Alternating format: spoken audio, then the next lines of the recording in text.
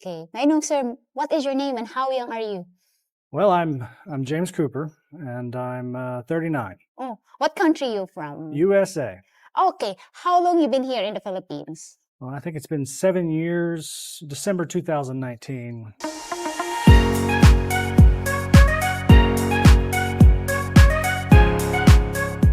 I came Okay. here just before COVID, Mm-hmm. quarantine and all that jazz.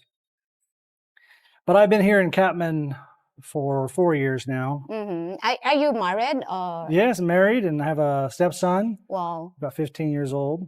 And Okay. in fact, me and my wife got married in the beach house. Mm-hmm. And I decided to buy and start a resort Mm-hmm. because we were going to look to see about getting married and find out how much it costs to rent a resort and Mm-hmm. have a reception and that sort of thing. Mm-hmm. And it was so expensive that I thought, well, I'll just go buy a resort, and that way I don't have to pay nobody else. Yeah. I might as well go ahead and. Oh yeah. I mean, it was like 30 or 40,000, but at the time I had the money, so I thought, why not just go ahead and buy a resort? Mm-hmm. So before you come here, what you do for living in the U.S.? I was an investigator, so I was a soldier. I did investigations in the Army and did reconnaissance and intelligence. And then when I got out, I went into sales and marketing and started raising money for human rights. And then I realized how much of a scam the nonprofit world truly is. And just, we're selling the solution, but the solution doesn't exist. And so it's just a scam, really. We're giving most of the money to the executives' pay. And of course, I'm guilty of taking some of that money. And of course, it's all legal, but I just don't feel like morally it's correct. And so I decided to go into investigations and try to help fight police corruption and end up just doing whatever you can to make the money. Yeah. So eventually I realized that I don't have to work anymore. Yeah. I can retire. And so I thought I'd come to the Philippines and retire. And I came here on a tourist visa and came to Cebu because... How you find Philippines anyway? Well, the Philippines is a paradise. And so it's an affordable paradise at that. I would love to see more organization. I would love to see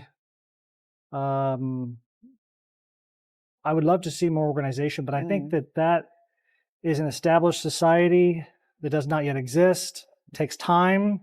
As we say in the West, Rome was not built in a day. And so I think that it's not fair for us to expect that this young republic that is the Philippines will be able to develop itself in such a short period of time. And it really has been, hasn't it? It's been 39 years since your constitution.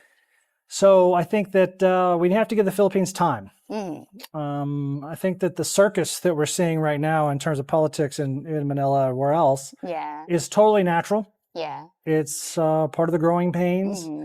And I think that hopefully things will calm down and we can continue to develop the Philippines into a robust, industrialized nation. And I don't know how you balance that, because you can't go anywhere in this place and build a parking lot or a factory without destroying paradise to some degree. It's true. And so morally, how do you justify and do a cost-benefit analysis to determine whether or not it's worth it? Yeah. Okay. So the people that are going to get the money, it's worth it. The people that aren't going to get none of the money, it ain't worth it. That's and so there's this dilemma. So what I told the local politicians here was, as long as you follow the law, you do whatever you want. Yeah. But if you're not going to follow the law and give due process, then you're not going to get my support, my family's support in what you're doing. You need to have public hearings. Yeah. You need to care about DNR procedures. Yeah. And give public hearings to these type of big projects. I don't know if you're familiar, but years ago, there was a reclamation thing they wanted to do out here. Yeah, that's what I heard. Yeah. And you coming here in Cebu, tourist visa, is that you coming here to look for a wife to settle down with, or you just come here just looking for an investment? Bit of both. I'd always seen the Philippines as an opportunity, a place of developing that I could go and be part of. And so coming from a developed economy, everything is already developed to a degree. And so it is a land of opportunity, no doubt. But I think the Philippines is the new land of opportunity. It truly can be. Yeah. We have to stop saying things like, well, you know, sir, it's the Philippines, and start saying things like, well, this is the Philippines, and we are not going to have that problem anymore. We're going to solve that problem because we deserve to have that problem solved. And so there has to be a certain degree of desire to create this nation to be what it, not it is today, but what it can be in the future. So like I told the local politicians here, I said that I personally don't agree with having foreign corporations come in, having PPP deals with these foreign corporations, building large-scale reclamation projects that don't benefit the local people, displaces the fishermen and the resort owners and whatnot. But if you're going to do it, then you need to do it with public transparency as according to the law. And then at which point you can do whatever you want. Because I have no say in what you do here. So this resort business of yours, how many years it runs, and it's how many years you operate this, and how's the business here in the Philippines? So legally, this business is my wife's, Filipina. And we've been operating this business for 4 years. And we got married at the resort that we had bought. So soon after we bought it, we got married. And I think it was 3 months after we bought it. And then, I think that our experience in learning how to operate a resort, I had no experience in doing such a thing. And so it was a learning curve. There was a certain degree of growing pains associated with it. People would have fist fights. And so it was, whoa, whoa, whoa, please don't kill each other on the pool deck. Go outside and have to call the police. And then the police at the time didn't have a police station. They didn't have functioning truck at the time, I think. And so they had a hard time even responding to your police call. There was no 911 system at the time. And this is just 4 years ago. So much progress has happened in 4 years, okay?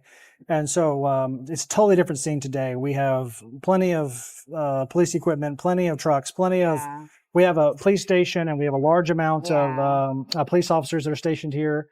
And they can now respond to your call in 10 minutes, 20 minutes, which is fabulous. It took effort, it took time, and it took coordinating with the different agencies to get the funding where it needed to be. And so, I mean, I remember the first time I went to the Catman Police Department, I couldn't find a police officer. And I was just going around, hello, hello. I was walking around the police department. And all of a sudden in the back, I hear someone say, hey, Joe. I go in the back, and it's the prisoners. The prisoners were in there. Let me out, Joe. So how's your feeling to be called Joe? Oh, I don't care. I think it's funny. When I first got here, you know, everybody's saying, hey, Joe, hey, Joe. It became kind of annoying to some degree at some point, but I just embrace it, and now I think it's hilarious. And I used to say, hey, Phil, because they're Filipino, like, hey, Phil. I don't know. That's nice, clap back. But to be a lot of folks don't always speak very good English, and so one of the things they're trying to make sure that they do is see you as a friend, and start a friendship. And so they'll say, hey, my friend. But the problem in the West is that when somebody's trying to be overly friendly, you automatically think that they're potential trouble. And so if they're just naturally friendly, well, okay. But if they're being overly friendly, then there must be something suspicious happening. And sometimes I think the Filipino comes across as being overly friendly. And so you just, initially you don't trust them. But then you get past that, and very quickly you realize that the Filipino is the warmest, friendliest people I've ever met. And I've been all over the world, okay? I've traveled hundreds of thousands of miles in my lifetime.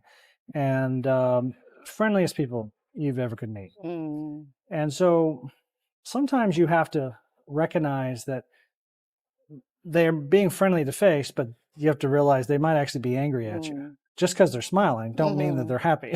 And so Sometimes you talk to politicians and they're smiling at you, Yeah. but they're not receiving what you're saying. Mhm. And so that's a learning curve. You have to get over Yeah. that and realize that they're not being friendly. Mhm. Just because they're saying yes and they're agreeing doesn't mean they actually agree. And so there's not as much directness as there is in the West. And I think that does sometimes hamper you in your ability to negotiate and deal with the situations. Yeah. So making this your business here, is it hard for you to see this, builders are Filipinos, and it's not like in the West that, they knows the measurement already. They knows, how wide you want, how this is you want. How you manage to handle the Filipinos workers? Well, so the trick is to interview 100.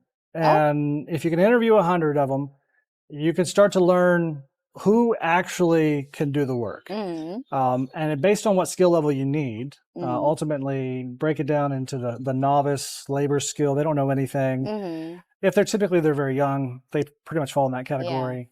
The middle-aged guys will tell you they know how to do something, but maybe they don't. The older guys do know how to do something. The problem is they tend to get slower as they get older. Yes, and so you just have to find where you want in terms of skill level. I think that in terms of labor, in terms of getting construction done, the Filipino is better off than most American counterparts of that same age group. I think because they start off young, mixing cement and putting together blocks. Where in the West, I think most guys don't do that. More focused on computers and service sector, that type of thing. But what lacks here is customer service. Yes. And I think that's a cultural thing because the poor Filipino doesn't get to go out to restaurants. They don't have the cultural understanding of what it's like to be sitting there and being served by someone.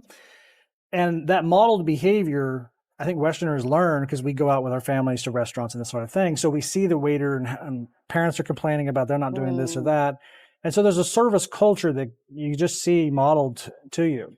So that when you go and work at a restaurant as a young service sector person in America, I think that you already have the expectation, the understanding of what to do. That just doesn't exist here in the provincial areas. I think it does more so exist in the city, in the metro areas.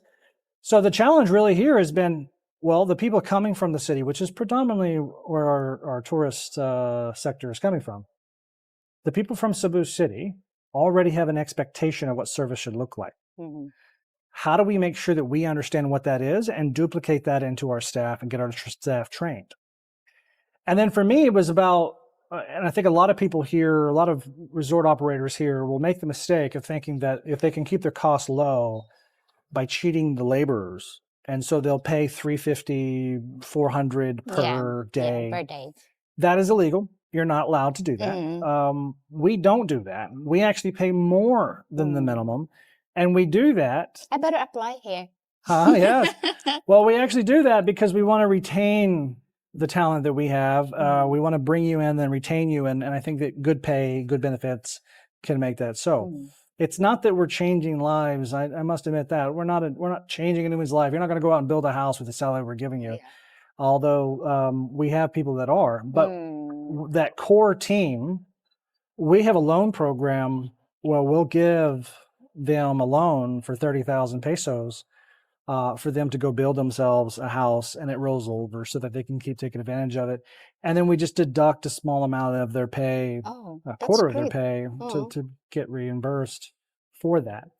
But we only do that for the core team, the people that are absolutely expected to be here tomorrow and going to be somebody that we can depend on. Yeah, the hardworking ones. Well, reliable. Yeah, and I think skills, they're the older, and often they're the OFWs. Yeah. These OFWs that are coming back, they're too old to work in Saudi Arabia and elsewhere, but they come back with a good degree of skills and know-how. And so we're just finding them and recruiting them and bringing them in and just doing our best to take care of them and make sure they don't have to go back. Yeah. Okay, they're going to be able to make more money there, but they come to the realization that they end up spending all that money anyway, so they might as well just stay here and enjoy their time with their family while they still can. So I think that's why it works for us. We have a good reputation for being very clean and having excellent customer service. Thank you. And so we pride ourselves on it. It's a big deal for us. In fact, when we go to hotels, about once a month, my family will go off to some fancy hotel, and we can't help but to go and inspect the room and see if it's clean, if it's truly clean to our own standards. And that's a bit of a conundrum because we have a hard time finding a place that's as clean as ours. Now, can I ask you something? Because your wife, you and your wife managing this business, how's her family to you? Well, the family's good. I mean, that's why I married. I didn't marry her. I married the family. Yeah. And so I knew that going into it, that family for Filipinos, you can't say that American families don't believe in families or we don't have strong families. That's not true. We do. But I would say that it's on another level for the Filipino family. And so it becomes almost spiritual to a degree of just how important family is.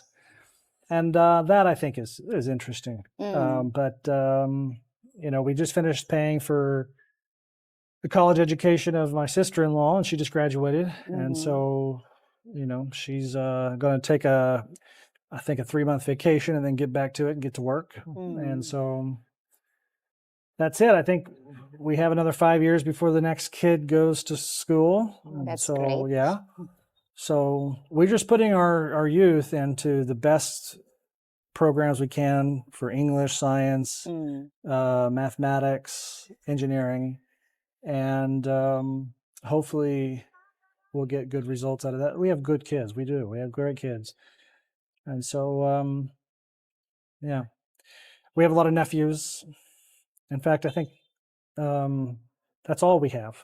We don't have a single niece. Yeah, I'm so curious because you are so young. Why you choose province compared to the city? Well, I did live in the city for a long time, so there was nothing wrong with that. But what I know for resort-wise, coming to the provincial area, and this is the Goldilocks zone. So this area right here was earmarked by the Philippine national government, the Philippine Economic Development Authority, I think they're called, the PETA. So this area was earmarked as ecotourism. Yeah. Okay.